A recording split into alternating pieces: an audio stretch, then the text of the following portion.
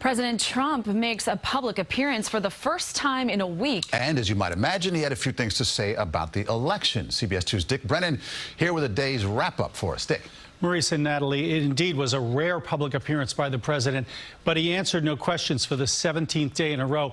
And during an announcement on lowering drug prices for seniors, he still pushed the idea that he won the election. Big Pharma ran millions of dollars of negative advertisements against me during the campaign, which I won, by the way, but, you know, we'll find that out. Almost 74 million votes. President Trump once again falsely claiming an election victory and airing his grievances over how he says the deck was stacked against him. We had Big Pharma against us. We had the media against us. We had big tech against us. We had a lot of dishonesty against us. Mr. Trump bragged about the speed in which he says he got the COVID vaccine done, but insists drug companies plotted not to release results to avoid giving him an election bump. Pfizer and others even decided to not assess the results of their vaccine.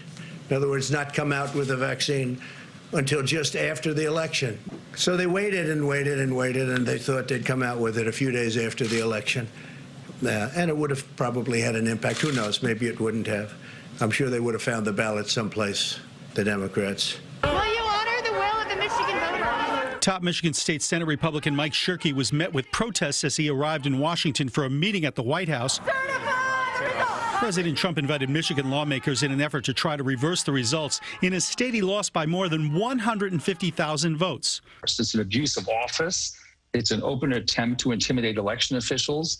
It's absolutely appalling. And the Trump campaign is still pursuing lawsuits. The president's been very clear. He wants every legal vote to be counted and to make sure no illegal votes are counted. President-elect Joe Biden and Vice President-elect Harris met with House Speaker Nancy Pelosi and Minority Leader Chuck Schumer in Wilmington.